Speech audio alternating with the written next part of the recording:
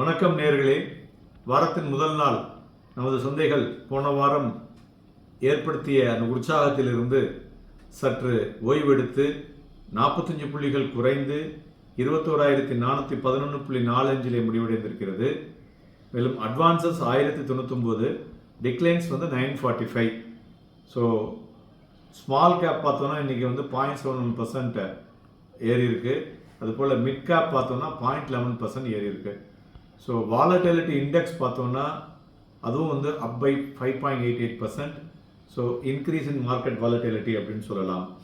துறைகளை பொறுத்தவரை பார்த்தோன்னா இன்றைய தினம் media, pharma and metal top gainers.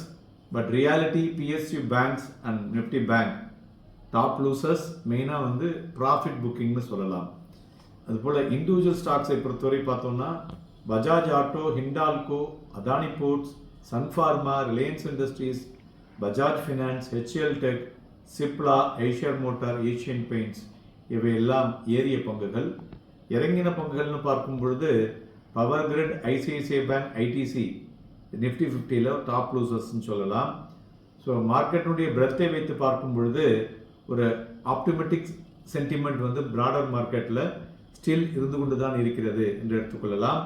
தங்கம் 123 ரூபாய் குறைந்து 62,069லையும், வெள்ளி 66 ரூபாய் அதிகரித்து 74,591லையும், குரூடாயில் 31 ரூபாய் அதிகரித்து 5,983லையும் வணிகமாகிக் கொண்டிருக்கிறது.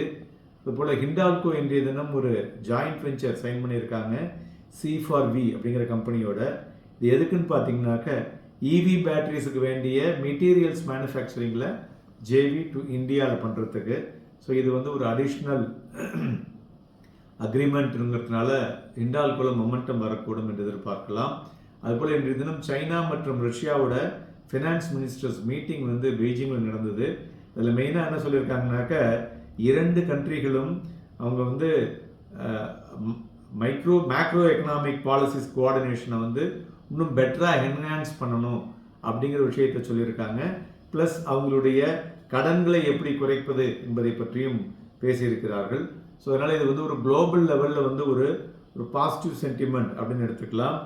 மேலும் ஜேகே டயர் பார்த்தோம்னாக்க அந்த குவாலிட்டேட்டிவ் இன்ஸ்டிடியூஷனல் பிளேஸ்மெண்ட்டை கிட்டத்தட்ட அப் டு 5 பில்லியன் வரலையும் promoters as well as the share holders approval கொடுத்துருக்காங்க.